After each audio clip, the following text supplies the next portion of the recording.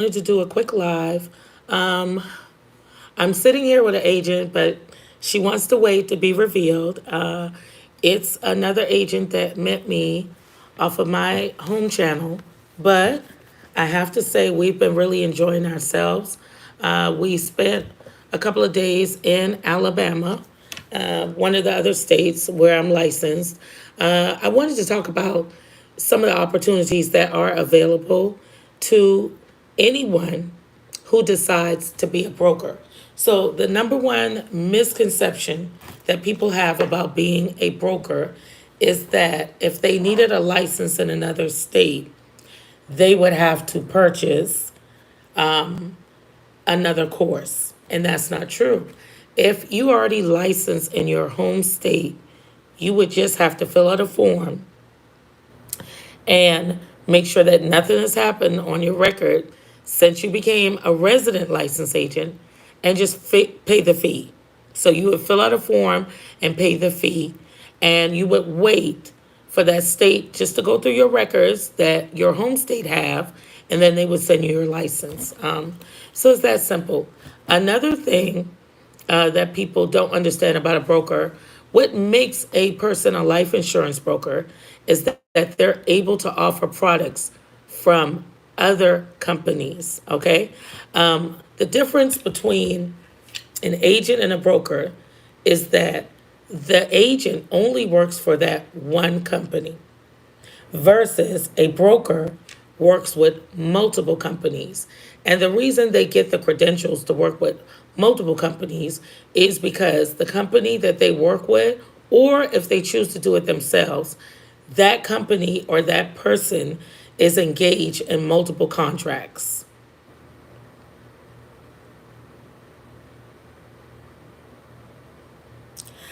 And that's exactly how we were trained. But I'm not speaking to clients. I'm speaking to potential agents because that's a whole nother bracket. But yeah, that's exactly how I say it. The agent does work for the company because the average agent that works for a company, more than likely, they're getting a paycheck at the end of the week. Yes, that's correct.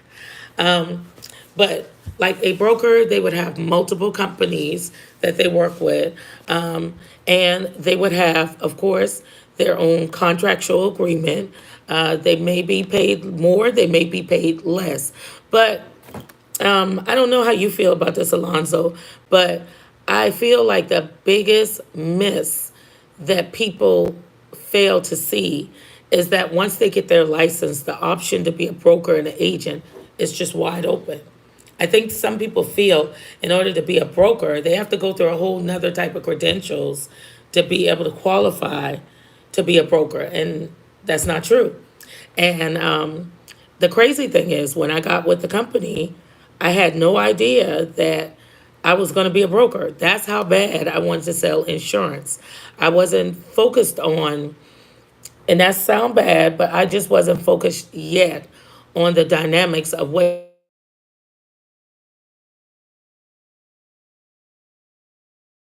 to get me in the door to be able to offer insurance services. It was almost during contracting that I found out that yeah, that yeah, it was when I got into contracting that I found out that I was going to be a broker, and that was so funny because I was like, wow. And then from there, I started to find out about getting my license in different states, and that was all I needed to know because I've always been a person that had more than one job or more than one thing going on to keep money coming in. And this is it. This is it. You literally can monopolize by just using all the advantages in the business. And it's sad, but you know what? That's why we got YouTube now. That's why we got a lot of people that are talking and sharing about the advantages because there's so many people that don't know. And hopefully, that person out there that may be struggling with that company, yeah, tell them about the passive income. So, talk to me about the passive income. What do you mean? Talk to me about that. You mean like the residual that would come as a broker, which you own in your own business. So maybe he means that. Absolutely. So yeah, that's what he was talking about. So Alonzo was bringing up the fact that you do get residual if your client keeps the policy, and that comes basically from educating your client when you sign them up. You don't just sign them up and just give them a policy. You make sure, number one, you make sure that they know it is not easy to get approved. Okay. Number two, you make sure that they know about the living benefits. The living benefits outside of cash value, being able to collect if you were to have a terminal illness or critical illness, or if you have the nursing home rider. These are things that some companies offer. These are the things, these are the riders, RIDERS. This is what a lot of carriers offer, and we call that a living benefit. You get to use them while you're alive. And on top of that, if you educate your client properly and they keep their policy every year on the anniversary, you will get your residual. And with our company, you own your book of business. And there are actually people right now with our company that actually sold their book of business. Yeah, this is a phenomenal business. This is a definite business not to sleep on. But I think what a lot of people miss, you have to be diligent. You have to have a passion for people.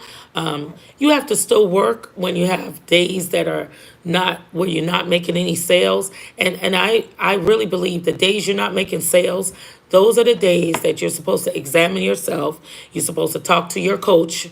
Hopefully you got one. And you together are supposed to discover what could you have done better. If you don't feel there's something you could have done better, if you don't make any sales, that's the number one problem right there. You have to constantly analyze your behavior. Number one, you're a person. You're going to another person's house. You're going in another person's space. And sometimes, unfortunately, we carry what we got going on to our job. You have to be a professional at all times. You have to maintain, because one thing you got to understand, this is an important service that you're offering. And in order for you to get it across and make sure that you take care of that person, you have to be totally vested. And when I say vested, you have to love this. You have to see the end result. The end goal is that a family would be able to get a return on their investment, and they would be able to grieve with no worry, but also they would get the opportunity to see their money work for them. And that's a whole nother world that I'm not going to talk about in this video, that a lot of people do not understand about life insurance. Life insurance is often used as a living investment. A lot of times, people are still thinking life insurance is just a benefit after the departed. No, there are many, many, many different products in the life insurance world that could help people while they're alive. And I will be doing more videos in the future. Alonzo Hall, I want to thank you so much. It's such a privilege for you to even get on my video and chime in. And I thank all who will come across this video, give your input, give your feedback. And again, if you're looking for a career that is life-changing for you and life-changing for the people that you touch, if you believe God has called you with the gift of educating and informing and building a community, I want you to call me at 404-645-1922.